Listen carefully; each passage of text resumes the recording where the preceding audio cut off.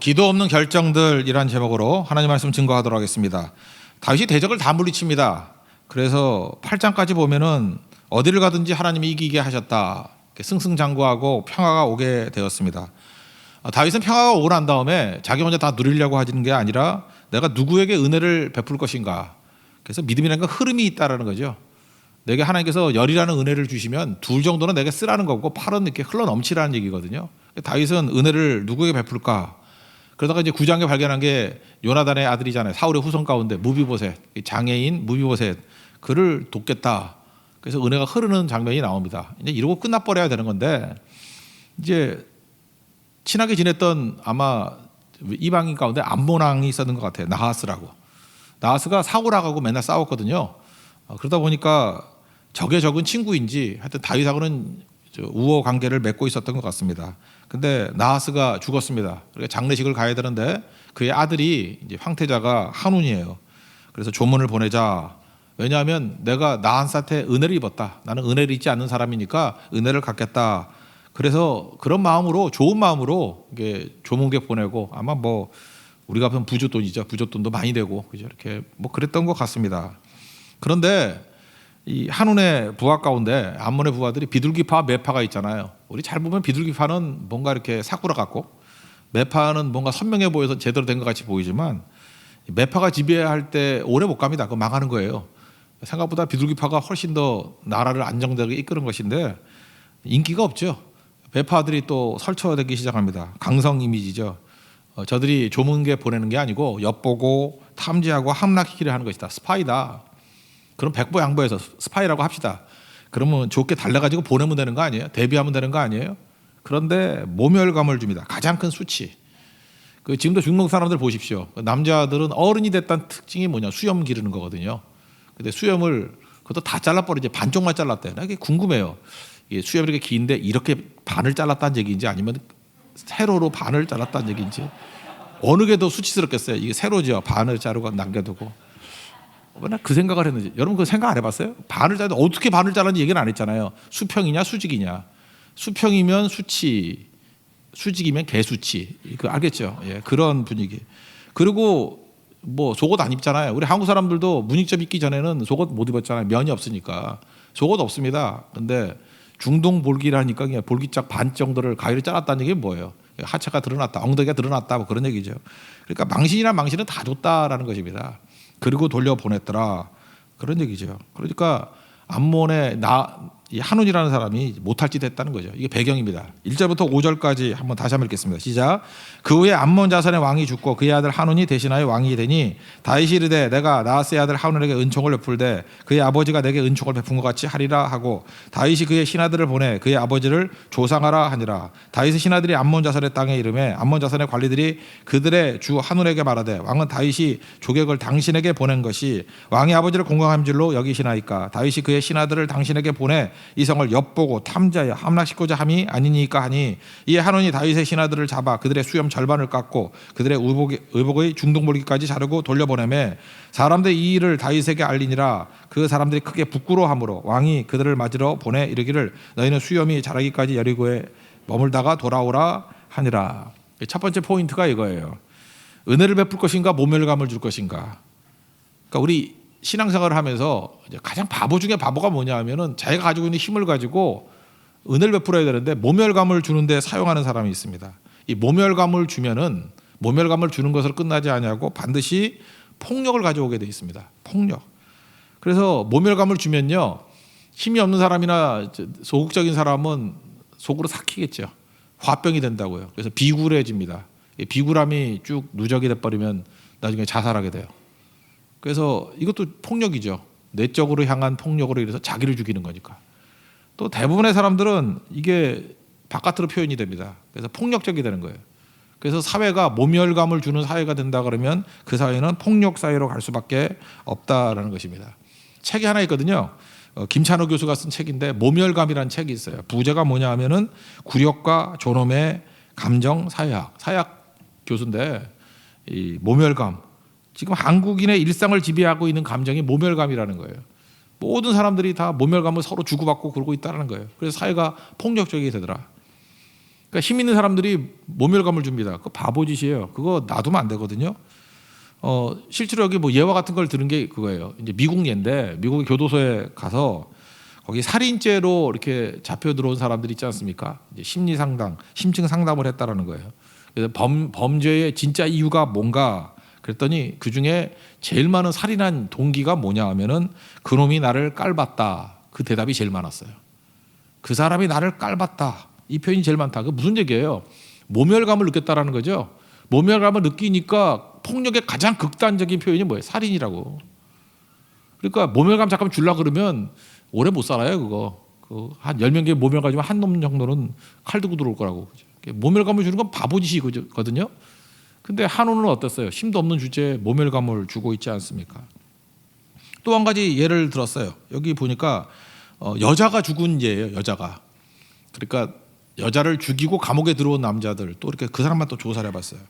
그래서 왜 여자를 죽였냐 그랬더니 한번 생각해 보세요. 여자들 조심하세요. 여러분들이 죽을 가능성이 제일 큰 게 뭐냐면 1순위가 남편, 2순위가 애인이래요. 그러니까 사랑하는 사람 아니 둘 다 그냥 남편이나 애인이나 남편, 애인. 남편의 애인에 의해서 죽임당한 여자가 제일 많더라는 거예요. 그래서 궁금하잖아요. 왜 사랑하는 여자를 왜 죽여? 그래서 물어봤대요. 사랑하는데 왜 죽이냐 그랬더니 무시당한 게 원인이래. 그러니까 여자들은 이렇게 생각하죠. 남자들이 폭력 그러면 뭐 주먹질, 손찌검 아니에요, 그죠? 저는 짐승 같은 놈이다 해서 손찌검을 당하는데. 그런데 그 남자들, 그 살인한 남자들의 입장에서 뭐냐면 손찌검은 그 몸만 아프니까 금방 끝나는 거지. 모멸감을 준다는 거야, 모멸감을. 그거는 영적 살인이거든요. 정신적인 살인이거든요.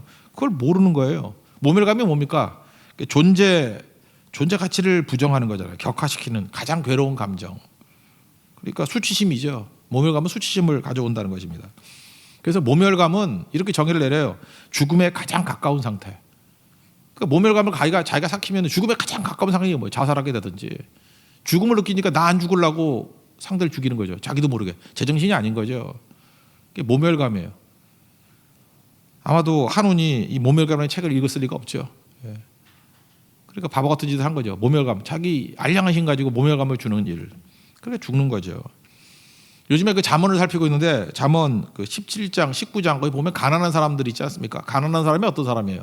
약자들 아니에요.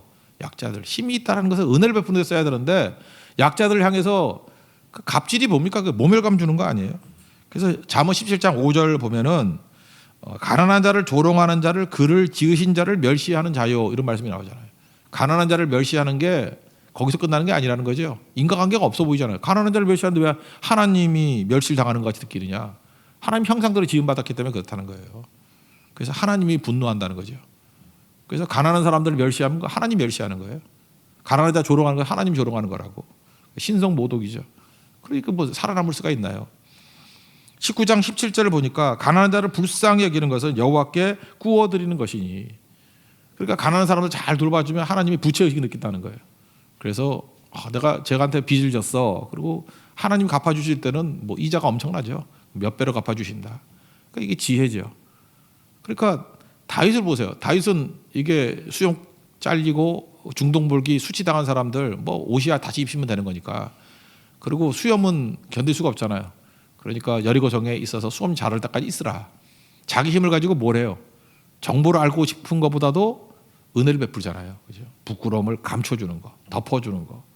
근데 한온이라는 자는 어리석게도 힘 가지고 모멸감을 주더라는 거예요. 복잡하게 생각하지 말고 여러분이 다윗에 가까워요? 한온에 가까워요? 지금 오늘 금요일인데 일주일 동안 한번 돌이켜 보십시오. 뭐 오늘 지금 31일이죠. 이제 30일 됐으니까 한 달 한번 돌이켜 보십시오. 한번 생각해봐라. 나한테 모멸감을 느낀 사람들이 있냐고. 쭉 있다 그러면 한우 같은 운명이 될 거라고. 근데 똑같은 힘이 있을 때 그걸로 은혜를 흘려보낸다 그러면 생명을 주고 살리는 것이 될 수 있겠죠. 크리스찬이 뭡니까? 은혜 받은 존재잖아요. 은혜 흘려보내야죠. 성경에 보면 또 잠언에서도 그 다투는 아내하고 슬기로운 아내를 대비하잖아요. 잠언 19장 13절 보니까 다투는 아내는 이어떨어지는 물방울이니라. 제가 옛날에 한옥집에 살았다고 그랬잖아요. 이렇게 물방울이 똑똑똑똑 떨어지는데 그게 한 50년은 떨어진 것 같아요. 그죠? 대돌에 구멍이 뚫렸더라고. 이게 푹 파였어. 난 그게 너무 신기했어요. 물방울에 돌이 뚫리는구나. 그러니까 여자들이 맨날 잔소리하고 모멸감 주고 헛된 소리하고 하면은 남자가 뚫린 느낌 받는다니까. 그래서 뚫린 고기라는 이름이 있다고 그랬죠. 그 아가미 옆에 구멍이 뚫려 있어. 그게 공치야, 공치. 우리는 공치라고 하기 힘드니까 꽁치 그러죠. 구멍 공자예요. 공지할 때 공이 이게 구멍이라는 뜻이라고. 구멍이 뚫린 고기, 공치. 그 아무도 안 먹으려고 그랬어요. 공치. 너무 많이 잡혀가지고. 그래서 그 일본 말로는 그런 말이 있었는데 일본에서 그 꽁치를 아무도 안 먹어가지고 다 버리고 그랬거든요. 그래서 일본 학자가 생물학자가 이거 어떻게 잘 먹일 수 있는가 해서 간지메라 그러죠. 간지메. 간지메가 뭐예요? 우리 어렸을 때 간지메라는 많이 썼는데 그게 통조림이거든. 간지메 통조림 만들어가지고 일본 군대 다 줘버렸고 우리 한국 사람들이 먹을 수 있는 가장 저렴한 단백질이 꽁치 통조림이었다고. 간지메. 그게 일제 시대 때부터 거의 뭐 한 60년대까지 그랬을 거예요. 그 간지메. 그거 먹고 단백질 보충하고 그랬어요. 아니면 모자르면 뭐 게자박 먹고. 그랬다고 돼지고기도 별로 없었고요. 소고기는 진짜 힘든 거였고. 우리 한이 외친 게 쌀밥에 소고기국이었어. 그게 제일 부자라는 뜻이었거든요. 그러고 살던 데였어요. 그런데 이게 어렵잖아요, 그죠? 어려운 가운데 있을 때. 그러니까 지긋지긋했던 게 뭐냐? 꽁치 먹는 거예요. 구멍 뚫린 고기. 그래서 남자들의 소망이 뭐였냐면 조기 먹는 영광굴비. 그죠? 그거 한번 먹으면 자랑하고 다니고 카메라가 없으니까 사진 안 찍었지. 나 굴비 먹고 나왔어. 막 이러죠. 절대 굴하잖아. 이자겸이 그 인종한테 보냈던 거 아니야. 나는 귀양았지만 굴복하지 않아. 그래서 이거 먹는 존재야. 그게 굴비라고요. 굴비. 조기를 말린 거. 말렸다 녹였다. 말렸다 녹였다. 고급이죠. 한번 여러 가지 이렇게 조치를 취했으니까. 조기 내지 굴비. 남자의 자부심이었다고요. 그래서 여러분 연세 드신 분들한테 조기나 굴비 좋으면 다 좋아해. 젊은 사람들 이해를 못해. 뭐 그 고기가 그 고기인데 그런데 거기에 메시지가 있어요. 나는 꽁치 인생이 아니라는 거야. 나는 조기 인생, 굴비 인생. 그 뭐예요? 그게 일종의 모멸감에서 존중받는다는 느낌이죠. 그런 거였다고요. 잔소리하는 여자, 이어 떨어지는 물방울이래요. 그래서 이어 떨어지는 물방울 그것도 지겨워 죽으니까 꽁치 주는 여자, 잔소리하는 여자가 꽁치를 주면 죽고 싶겠죠. 뜻을 알겠죠. 근데 그 다음 절에 뭐라고 돼 있어요? 집과 재물은 조상에게서 상속받는다. 이거는 뭐 그냥 상속받는 거지만 그래 진짜 슬기로라는 여호와께서 주시는 거다. 여호와께로 말미암는지라. 선물이라는 거죠. 선물. 그러니까 슬기로운 아내의 특징이 무엇입니까? 은혜 베푸는 거예요. 대표적인 게 창세기 24장에 보면은 아브라함이 아들 이삭이 40이 되도록 장가를 못 가. 그래서 이 고향 가가지고 밧다람 가가지고 거기서 그 아내를 좀 데려와라. 그랬더니 늙은 종이 가잖아요. 그때 하나님 앞에 간절히 기도하죠. 하나님 순적하게 만나게 해주세요. 그죠? 잘 만나게 해주세요. 그러면서 하나님 앞에 어떤 여자가 됐으면 좋겠냐 그러면 우물가에 있으면서 내가 물 좀 달라고 그럴 텐데 물을 주는 여자. 친절한 여자죠. 은혜를 베푸는 여자죠. 근데 한술 더 뜨는 거예요. 나는 은혜 위에 은혜인, 은상가은, 설상가상이 아니라 은상가은, 은혜 위에 은혜인 그런 여자를 만나고 싶어요. 그런 뜻이죠. 은혜 위에 은혜로라. 그래서 나한테 물 줄 뿐만 아니라 내가 끌고 갔던 낙타를 보고 불쌍히 여겨서 그 힘없는 동물에게도 짐승에게도 물을 주는 여자, 힘을 가지고 은혜를 베푸는 여자죠. 은혜를 베풀고 또 베푸는 여자. 모르는 할아버지한테도 은혜를 베풀고 모르는 낙타에게도 불쌍히 여겨서 물을 줄 수 있는 여자. 그러니까 실제로 만났더니 물 좀 달라고 했더니 물 주죠. 그리고 낙타도 먹이잖아요. 이 여자다. 그리고 하나님께 감사하죠. 그리고 물 줬는데 가져갔던 선물 잔뜩 주고 어떤 선물인지 창세기 24장 읽어봐요. 거기 온갖 보석 다 나와. 금방 턴 것 같이 막 나와. 여자는 다 줘버렸어요. 물 주고. 여러분이 왜 보석을 주는 남자가 없는지 알아요? 뭐 물을 준 적이 없기 때문에 그래요. 그죠? 낙타에게 한번 물 줘봐. 맨날 이어 떨어진 물방울 같이 그 잔소리는 하고 그죠? 모멸감 주는 얘기는 하고 어디서 주워 들어가지고 그런 얘기만 해서 가슴을 팍팍 찌르고. 남자들은요 그럴 때 저 못된 남자들이 주먹으로 패잖아요. 그때 남자가 죄의식이 없어. 왜냐하면 내가 찔림 받은 게 너보다 10배라는 거예요. 내 가슴에 피가 흐른다. 피가 흐른다. 여자는 이게 말은 아무것도 상처를 안 주는지 알죠. 그리고 살인까지 하는 사람들도 죄책감이 없어요. 왜냐하면 네가 말로 나를 죽인 건 벌써 10번도 더 죽였다는 거예요. 물론 나중에 후회는 하겠죠. 그게 모멸감사예요. 그러니까 폭력이죠. 서로 간의 폭력. 근데 말의 폭력이 사실은 주먹질하는 것보다 더 큰 거일 수도 있다는 거 잊지 마십시오. 그러니까 성경이 말하는 게 뭐예요? 가장 천치 중에 천치가 누구냐면 한우 같은 존재라는 거예요. 힘을 가지고 그게 이렇게 모멸감을 주잖아요. 우리 사무엘 향해서 배웠죠. 나발. 정신 나간 놈이죠, 그죠? 다윗이 도와주는데 양떼 도와주고 하는데 그냥 좀 도와주지. 도와주는 것 아는 것도 크나큰 어리석음인데 또 뭐라 그래? 요즘에 주인의 품을 떠난 종들이 많대. 추록군 시켜서 잡아야지. 그 도망친 종이라고 얘기하잖아요. 그러니까 이 말로 모멸감을 주잖아요. 죽여버리려 그러지. 그죠? 폭력이 나오잖아 거기서 다윗이. 근데 아비가일의 지혜 때문에 감싸지게 된 거지만 결심 하나 하십시오. 평생 하나님께서 어떤 능력과 은혜를 주신다 할지라도 모멸감 주는 존재는 안 되겠습니다. 이게 지혜예요. 이게 사는 길이라고. 하나님이 주신 것을 가지고 은혜 베풀기를 원합니다. 그러니까 모멸감은 주로 뭐로 주냐면 말로 하는 거거든요. 입 다물겠습니다. 모멸감 주는 언어를 바꾸겠습니다. 행동도 모멸감을 주거든요. 눈빛 같은 거 뭐 이런 거 그죠? 뭐 이런 거 그런 것들이 모멸감을 준다고요. 어떤 아파트는 그랬다면서요. 경비원들 에어컨 하나 달아준다 그랬더니 안 된다고 그죠? 돈 든다고. 더 좋은데 뭐 싸움을 벌였다면서 종놈이 주인한테 덤빈다고. 경비원은 종놈이라 그러는데 종놈이라고. 모멸감을 느끼잖아요. 그러니까 그 할아버지던데 뭐 60 넘은 할아버지인데 그분이 그 사표 던지고 나오면서 죽고 싶다 그러는 인터뷰하는 걸 들어봤어요. 이게 뭐예요? 한운이지. 망합니다 그건. 하나님께 주신 능력과 은혜를 가지고 우리는 모멸감을 주는 존재가 아니라 은혜를 베푸는 하나님의 지혜로운 종 되기를 축원합니다. 두 번째 포인트는 이제 은혜냐 모멸감이냐. 두 번째는 말씀이 기준이냐 아니면은 경험 또는 감정이 기준이냐 이런 거죠. 한운의 행동을 결정하는 것 물론 하나님 안 믿는 사람이니까 감정에 의해서 결정하겠죠. 자기 매파들 그 신하들은 경험에 의해서 경험치에 의해서 이렇게 조언하고 또 그런 감정에 의해서 이렇게 행동하잖아요. 그러니까 예수 안 믿는 사람들의 행동은 다 그거예요. 사회적인 경험치 아니면 자기 감정. 그걸로 결정하잖아요. 그러니까 들쑥날쑥이죠. 그죠? 그렇게 되겠죠.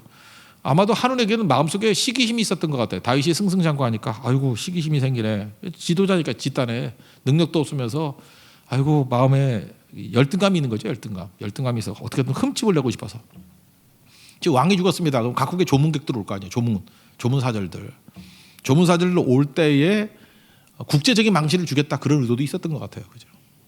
국제적인 망신. 지금도 그렇잖아요. 앞뒤 모르는 철없는 지도자가 하고 싶은 말 다 하고 뭐 외교적 망신을 막 주고 그래. 잠깐은 기분 좋겠지. 그러고 난 다음에 국익이 손해 보는 거 생각 안 해. 그죠? 그다음에 작살나는 거 생각 안 해. 그럼 바보 천치 같은 지도자가 어디 있어 그거? 그러니까 감정적인 지도자, 말 안 바라는 지도자는 그 지도자도 아니에요. 그건 진짜 나라 망조지. 그죠? 그래서 망신을 주잖아요. 그때 당시만 해도 한우는 이런 생각을 했을 거야. 이제 주판을 튀겼을 건데 계산을 해봤을 건데 자기는 무명이잖아요. 잃을 게 없어. 지금 뭐 처음이니까 잃을 게 없는데 다윗은 잃을 게 많은 것 같이 보여. 유명한 왕이니까. 그것만 계산하는 거예요. 나는 무명이라서 잃을 게 없고 이거 쌓아봐야 다윗은 유명한 왕이기 때문에 잃을 게 많아. 물론 당시는 그랬죠. 그래서 객기 부리는 거예요. 한운의 객기죠. 감정에 의해서 결정 내리고 경험에 의해서 결정을 내리고 그러니까 무너지는 거죠. 그 다음에 어떤 일이 벌어질지를 모르는 거야 이 바보가. 근데 어제도 축구를 보니까 그렇더라고요. 토트넘이 저기 손흥민의 그 동료 가면 라멜라라고 있어요. 아르헨티나 그 선수. 라멜라가 손흥민하고 라멜라하고 원래 거의 비슷하게 들어와서 서로 라이벌이었거든요.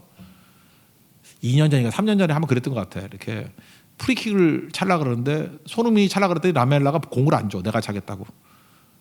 그래가지고 둘이 싸웠어. 싸워도 좀 보이지 않는데 싸워야지. 하여튼 보이는데 싸웠어. 요리스하고도 또 싸우고 하여튼 손흥민도 많이 싸워. 그죠? 싸웠다고요. 그래서 라멜라하고는 아마 별로 안 좋은 것 같아요. 근데 손흥민은 지금 월드 클래스라 그러고 라멜라는 지금 주전이 안 되고 있거든요. 근데 이번에 뭐 나갔더라고요. 그죠? 이렇게 뭐 중요한 경기가 아니니까. 나갔는데 전반전 1대0으로 졌고 후반전에 이제 손흥민도 들어가고 뭐 다 들어갔더라고. 근데 보니까 제가 그걸 물론 다 본 건 아니고 이렇게 하이라이트로만 봤는데 패스를 안 해. 라멜라가 분명히 최고의 위치에 손흥민이 있는데 패스만 하면 골이 넣을 건데 패스를 안 해. 2번이나. 결정적인 순간 2번이나 패스를 안 해. 그래서 끝났습니다. 1대0으로 졌어요. 물론 별 중요한 경기 아니에요. 그죠? 유로파 리그이기 때문에 그건 뭐 별로 중요하지 않고 다음에 또 이기면 되는 거예요. 리그니까. 조별 리그니까 뭐 또 전승하면 올라갈 수 있는 거예요. 별로 중요한 건 아닌데 내가 볼 때 라멜라 이거 보면서 한운 생각나더라고. 오늘 본문이 그래서 이 바보 같은 놈. 그죠? 감정에 의해서 결정을 내리니까 이제 그 끝나고 나니까 욕이란 욕은 라멜라가 혼자 다 맡고 있던데. 제가 볼 때 뭐 손흥민도 잘한 건 없는데 손흥민은 욕은 안 하고.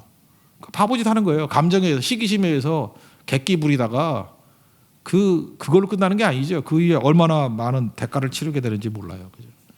한운이 그렇다는 거예요. 한운이. 그 왜 그렇죠? 기도가 없는 사람 아니에요. 말씀이 없는 사람 아니에요. 그러니까 오로지 경험치와 감정에 의해서만 행동하니까 이런 일이 벌어진다고. 그러니까 예수 안 믿는 세상 사람들이 다 이러고 살 거 아니에요. 그러니까 근심과 걱정 뭐 이런 게 그치질 않겠죠. 저는 손흥민을 보면서 그래서 훌륭한 게 뭐냐. 아버지가 있잖아요. 손웅정이라고. 아버지가 코치 역할 다 하잖아요. 아버지가 맨날 그러잖아요. 세상에서 월드 클래스라 했더니 우리 아들 그거 아니라고. 그게 겸손하게 가르쳐요. 그게 겸손하게. 그리고 그 말할 때 아버지한테 배웠다 그러잖아요. 제가 옛날에 그 1시간짜리 다큐멘터리를 봤거든. 손흥민이 아버지한테 말투 다 배웠대요. 절대로 나라는 말, 아이라는 말 쓰지 말고 우리라는 말을 써야 되고. 그리고 축구는 혼자 하는 거 아니라고. 팀이 하는 거라고. 원팀 강조하고. 우리 팀이 이겨야 된다고. 팀 얘기하고 우리 얘기하고. 절대 나란 표현 쓰지 말라고. 근데 훌륭한 아들이에요. 아버지 말씀을 잘 듣고 순종하더라고. 그래서 인터뷰할 때 보면은 감동이 있어요.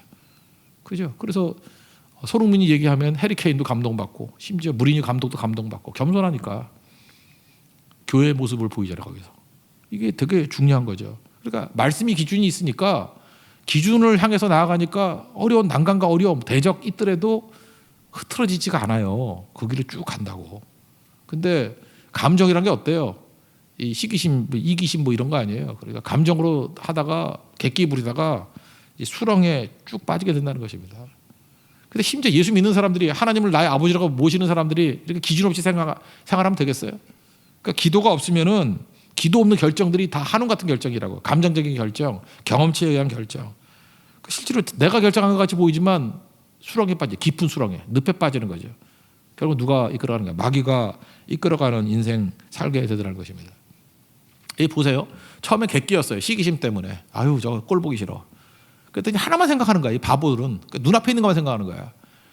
조문객들이 많이 모였을 때 다윗을 망신 줄 수 있는 길이 있습니다. 그저 그 조문객 그 신하를 수염 자르고 중동 벌기까지 망신 주는 겁니다. 거기까지 성공했죠. 무명인 내가 잃을 게 없고 다윗은 많은 걸 잃었어요. 그러고 난 다음에 돌려보냈죠. 그러고 나니까 생각도 안 한 거예요. 그 멍청한 놈은. 그 다음 생각하니까 두려움이 닥치는 거예요. 다윗이 센 사람인데 이러다가 보복하면 어떡하나. 자기 수준으로. 혹시 보복하면 어떡하나. 그래서 보복한다고 생각하면서 선제 공격을 한운이에요. 오히려. 그래서 어떻게 하느냐 하면 내 힘 갖고 안 되니까 그 아버지 죽고 난 다음에 장례식 치를 때 뭐 여러 가지 혼란스럽지 않겠습니까? 정권 이양할래도 혼란스럽고. 근데 용병을 산다고 33,000명. 북쪽에 있는 아람 군대 주로 그 이름 여러 개 나오는데 다 아람이 아람. 아람 군대 33,000을 돈 주고 살라 그러니까 얼마나 국고 낭비가 심하겠어요. 그죠? 지출이 엄청나겠죠. 나라 망하는지도 모르고. 그래서 용병 33,000명을 사요. 그리고 이제 둘이 싸우는 거예요. 협공하는 거죠. 북쪽에는 아람, 그 다음에 동쪽에는 암몬 이렇게 공격을 하는 거라고. 그러니까 흔들흔들 하다가 결국은 마귀에게 넘어지는 인생이 되는 거죠. 우리 인생이 그래요. 아무것도 아닌 문제였죠. 아무것도 아닌 문제에 객기 부리다가 그 다음에 두려움이 막 엄습하게 되고 두려움에 의해서 내린 결정은 엉터리 결정이죠. 아람 군대 용병 산다는 게 이게 결정이 돼? 지혜는 뭐죠? 하나님 말씀을 짓고 있다 그러면 요 정도 되면 뭐라 그래 성경은? 빨리 가서 사과하라고. 그죠? 지금도 때가 안 늦었다고. 재물 놓고 예배 드리기 전에도 화해할 일이 있으면 빨리 가서 화해하라고. 그런 산상수훈의 말씀만 들었다 그래도 가서 화해했으면 이렇게 죽지는 않았을 거라고 이놈이. 그게 없잖아요. 그러니까 한 가지 잘못된 결정이 계속된 잘못된 결정을 이끌어간다는 것입니다. 그러니까 여러분 감정으로 결정하면 끝나는 거예요. 오늘 여러분 잘 오셨어요. 기도한다는 게 뭐예요? 말씀을 기준으로 결정한다는 거 아니에요. 하나님을 기준으로 결정한다는 거 아니에요. 우리 모르니까. 그러니까 여러분들 기도가 필요한 거예요. 기도 없이 하는 모든 것들은 한운 같은 결정입니다. 결국 자기가 어떤 결정을 막 내려놔. 그리고 분명히 틀렸어. 그래서 두려움이 엄습하고 그 다음에 더 나쁜 결정을 내려요. 그래서 완전히 망하는 거라고. 그러니까 오늘도 여러분 기도를 통해서 말씀이 기준이 되는 그런 다른 결정을 내릴 수 있는 우리 하나님의 종 되기를 바랍니다. 반면에 이스라엘은 어때요? 요압의 예를 본다 그러면 담대함이 있었어요. 왜냐하면 기도했는가 봐. 기도하고 하나님의 뜻대로 하나님 명령대로 그러니까 흔들림이 없죠. 이것만 봅시다. 12절 한번 읽겠습니다. 시작. 너는 담대하라. 우리가 우리 백성과 우리 하나님의 성읍들을 위하여 담대히 하자. 여호와께서 선히 여기시는 대로 행하시기를 원하노라 하니. 담대한 이유가 뭐예요? 이거 사명 이룬다는 거예요. 하나님의 뜻대로 이루는 거 사명이다. 그러니까 하나님 대신 지키는 게 사명이죠. 하나님이 계신다. 그러니까 흔들리지 않겠죠. 그 여호와의 공의 그러죠. 우리 잠언에서 배웠잖아요. 개인의 정직, 공동체의 정의. 여호와의 공의, 하나님의 기준이죠. 그의 나라와 그의 의를 구하는 거. 그러니까 하나님의 공의대로 하나님의 뜻대로 일하는 거니까 흔들림이 없겠죠. 그래서 오늘의 기도가 담대함을 줍니다. 여러분 기도 없이 행하면요 객기 부리는 거고 두려움이 엄습하게 되고 더 엉터리 같은 결정을 내리게 돼요. 그게 늪에 빠지게 된다고. 근데 오늘의 기도는 여러분에게 바른 결정을 내리고 담대함을 줍니다. 믿습니까? 기도를 통해서 바른 결정과 담대함을 누릴 수 있는 우리 하나님의 종 되기를 바랍니다. 마지막 포인트 하나만 더 본다 그러면 전략을 가지고 싸우라는 거예요. 기도했습니다. 하나님의 뜻을 구했습니다. 그런데 이 다윗과 요압이 싸우는 걸 보면 전략이 있었다는 것입니다. 지혜가 뭐예요? 일처리 능력이라고 그랬죠. 그러니까 뱀처럼 지혜로워 그러잖아요. 비둘기처럼 순결하기도 하지만 뱀처럼 지혜로워라. 지혜도 필요하다는 것입니다. 잠언 24장 6절 아직 잠언 19장까지 안 해봤는데 24장에 보면은 너는 전략으로 싸우라 이런 말씀이 나와요. 승리는 지략이 많음에 있다. 그러니까 전략으로 싸워야 돼요. 전략이 있어야 되는 거죠. 그 전략은 누가 주시죠? 담대함도 하나님이 주시지만 이 전략이 지혜거든요. 일처리 능력. 그것도 하나님이 주시는 거예요. 그래서 오늘 기도하면서 지혜를 얻으십시오. 바보짓 하지 말고. 우리 지혜가 부족하거든 구하라 그러잖아. 야고보서 1장에. 그러니까 하나님께서 막 지혜 주신다고. 그 지혜 없는 걸로 머물러 있는 거야. 나는 뭐 부모님이 맷돌이기 때문에 아버지도 돌, 엄마도 돌. 그래서 맷돌이기 때문에 안 돼. 할아버지 돌이야. 그래서 뭐 4층 석탑 뭐 이런 소리 자꾸 하지 말라고 농담같이. 돌이면 어때요? 하나님이 지혜 주시는데. 그죠? 하나님 지혜 주셔요. 하나님 뭐라 그래요? 그 버린 돌을 모퉁이 돌 삼다 그러잖아요. 돌은 돌인데 모퉁이 돌 되십시오. 하나님 붙으면 모퉁이 돌 되는 거예요. 그게 되게 중요한 거겠죠. 그래서 기도했더니 이제 본 거예요. 얘네들의 군대는 두 개죠. 하나는 암몬군, 본진. 또 하나는 뭐예요? 용병. 그러니까 아람군. 그러면 한번 상상을 해봐요. 기도 안 해도 이건 뭐 아나? 하여튼 기도했더니 이게 보이는 거예요. 누가 더 열심히 싸우겠어? 암몬이 자기네 거니까. 자기네 싸움이니까. 용병은 돈 받고 싸우니까 열심히 싸우겠어요? 열심히 안 싸우죠. 그래서 요압이 자기하고 동생 아비새거든요. 이렇게 둘이 나눴어. 이게 군대를 나눴는데 주력 군대는 요압이고 동생 군대는 이제 뭐 차선의 군대예요. 더 세지는 않았던 것 같아요. 그러니까 요압이 누구하고 싸우겠어요? 먼저 약한 놈을 쳐서 넘어뜨리겠죠. 그래서 아람 군대 용병을 향해서 공격한다. 용병 조금 싸우니까 주력 군대가 가니까 도망치죠. 그러니까 아람 군대가 도망치는 걸 보고 암몬도 도망을 치더라. 이게 전략이에요. 그죠? 그러니까 똑같은 것도 우리 팀을 어떻게 나누느냐 이것도 전략이고 어디부터 공격해야 되냐 이것도 전략이에요. 근데 바보는 그걸 몰라요. 근데 기도하다가 하나님께서 주신 지혜겠죠. 이걸 가지고 제대로 치게 되더라. 이거 한번 읽어볼까요? 13절 14절입니다. 시작. 요압과 그와 함께한 백성이 아람 사람을 대항하여 싸우려고 나아가니 그들이 그 앞에서 도망하고 암몬 자손은 아람 사람이 도망함을 보고 그들도 아버지 앞에서 도망하여 아비스 앞에 도망하여 성읍으로 들어간지라. 요압이 암몬 자손을 따라 예루살렘으로 돌아가지라. 이게 전략이라는 거예요. 그래서 여러분들 서로 관계 뭘 먼저 해야 될지 이것도 알아야 된다는 것입니다. 근데 또 하나의 지혜가 뭐냐 하면 이제 전략 얘기를 할까요? 계속 쫓아가지 아니하고 요압이 예루살렘으로 돌아왔대요. 예루살렘 돌아온 이유가 뭐죠? 관우도 그랬잖아요. 형주성에 있다가 뭐 그냥 밖에 나갔다가 본진 빼앗겨 버리죠. 그래가지고 열받아가지고 관우도 죽잖아요. 모르세요? 삼국지에 보면은. 그러니까 관우도 똑똑해 보이지만 그게 또 생각보다 멍청한 사람이에요. 그러니까 마지막에 그래서 죽어요. 그러니까 본진이 중요한 거죠. 본진이 밖에 나가서 난리치다가 본진이 무너지면 다 끝나버리게 되는 거죠. 근데 더 안 쫓아가고 본진으로 돌아와요. 왜? 눈에 보이는 대적만 있는 게 아니에요. 이 강 건너편에 또 다른 아람 군대가 더 있었어요. 그러니까 이 아람 군대는 용병인데 아주 교활한 용병이에요. 아람이 시리아잖아요. 센 나라거든. 그러니까 암몬하고 치고받고 싸울 때 니네끼리 개싸움 벌여라. 나는 예루살렘을 점령하는 게 목적이야. 근데 그것까지도 간파한 거죠. 분명히 숨은 군대가 있을 거야. 이거 보고 한 거 아니에요. 때려 맞춘 건데 때려 맞춘 게 아니죠. 이건 상식이고 지혜죠. 하나님 주신 지혜. 보니까 진짜 있었어요. 그래서 다윗이 직접 나가서 그놈들 다 하다데셀이거든요. 하다데셀의 군대를 멸하더라. 그런 장면입니다. 이게 전략이죠. 뭐 읽어봅시다. 16절부터 18절까지 읽겠습니다. 시작. 하다데셀이 사람을 보내 강 건너쪽에 있는 아람 사람을 불러내매 그들이 헬람에 이르니 하다데셀의 군사령과 소박이 그들을 거드니지라. 어떤 사람이 다윗에게 알림해 그가 온 이스라엘을 모으고 요단을 건너 헬람에 이름에 아람 사람들이 다윗을 향하여 진을 치고 더불어 싸우더니 아람 사람이 이스라엘 앞에서 도망간지라. 다윗이 아람 병거 700대와 마병 4만 명을 죽이고 또 그 군 사령관 소박을 치매 거기서 죽으니라. 용병은 3만 3천 명인데 여기 보세요. 마병이 4만이래. 그죠? 마병이 병거 700대 마병. 제가 얘기했잖아요. 마병 말 탄 게 4만 명이라는 것은 적어도 보병의 30배래거든요. 그러니까 10배만 해도 40만 아니야. 그죠? 병력이. 그러니까 주력은 어디 있었던 거예요? 강 건너에 있었던 거죠. 실제로 용병 3만 3천은 그건 대적도 아니었던 거야. 암몬 이런 거는.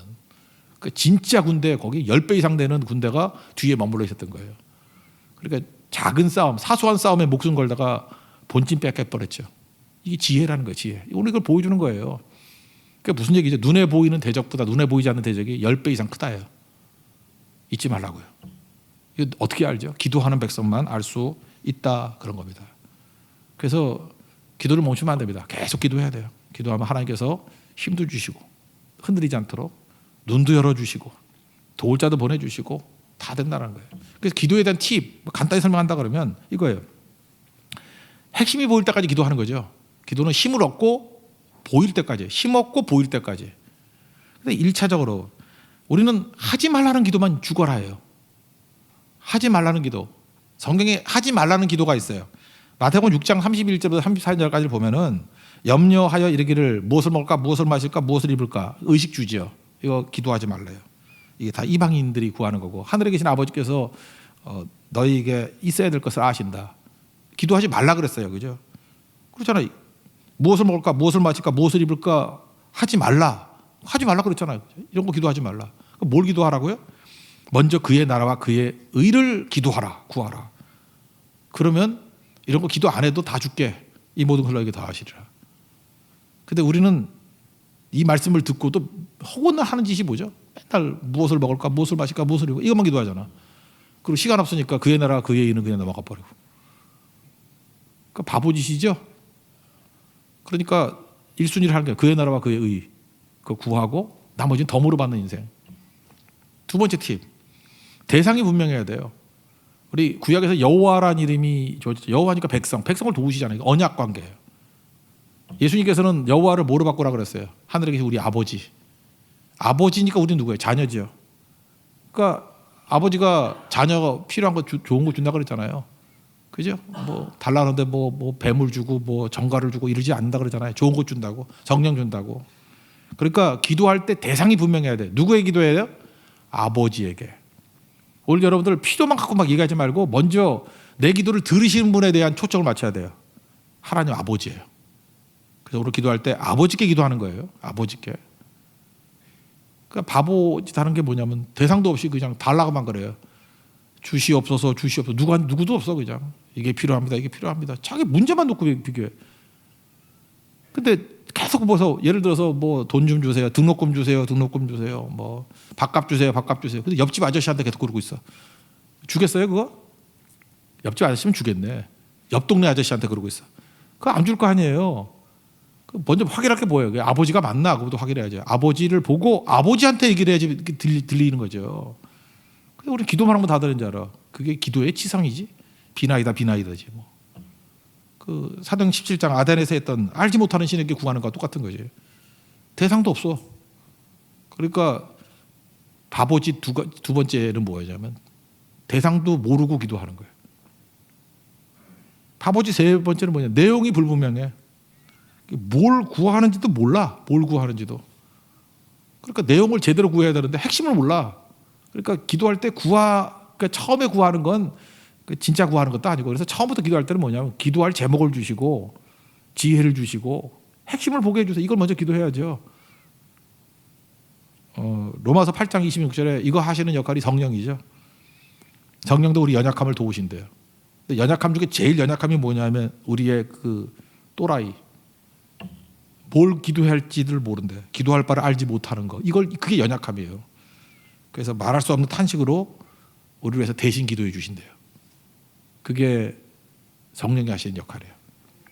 그러니까 내용은 뭐예요? 성령 주시옵소서. 성령 충만하게 해달라 그러면 바로 구해요. 그래서 기도 처음 할 때하고 마지막 기도할 때가 다르죠. 처음에는 자기 욕심 갖고 막 기도하다가 나중에 성령께서 기도의 수정 기능을 통해서 꼭 필요한 거를 구해 주신다는 거예요. 기도 바보지 세 가지겠죠. 구하지 말라는 거, 죽어라 기도하는 거. 의식주 그거 기도하지 말고 그의 나라와 그의 의를 구하라. 그럼 덤으로 준다. 바보짓 하지 맙시다. 두 번째 기도의 팁은 대상이 분명해야 돼. 알지 못하는 신 그런 게 아니죠. 치성이 아니죠. 아버지께 하나님께 계신 우리 아버지께. 그 세 번째 내용도 분명해야 돼. 내용 근데 우리는 헷갈려. 연약해서 뭘 구할지도 몰라. 핵심은 몰라. 성령이 구해 주시죠. 성령께서 대신 구해 주십시오. 성령 안에서 기도하라 그러잖아요. 성령 안에서도. 그래야 핵심을 잡고 정확히 기도할 수 있다는 것입니다. 오늘도 한눈을 통해서 한눈은 니은자 먹으면 한눈이죠. 바보 같은 놈이에요. 바보 같은 놈. 황태자 이제 왕이 됐잖아요. 왕이 됐더니 그 힘 가지고 모멸감 주려고 그러고 바보짓이죠. 우리는 은혜를 줘야죠. 그리고 그거 가지고 하나님 모르니까 말씀이 기준이 아니에요. 그러니까 경험치 가지고 감정 가지고 결정되는 거니까 깊은 수렁에 빠지죠. 우리는 감정 갖고 결정내리면 안 되고 말씀을 기준으로 결정내려야죠. 우리는 하나님 말씀이 있잖아요. 그 세 번째는 중요한 게 뭐죠? 전략 가지고 지혜. 이거 하나님 주신 핵심이라는 것입니다. 그거 붙들고 설 수 있는 하나님이 정되길 바랍니다. 기도 팁 좋죠? 정확한 바보짓 하지 말고 바르게 하나님께 구해서 얻을 수 있는 하나님의 거룩한 종 되기를 축원합니다. 자리에서 일어나겠습니다. 기도를 멈추지 마라 찬양하겠습니다.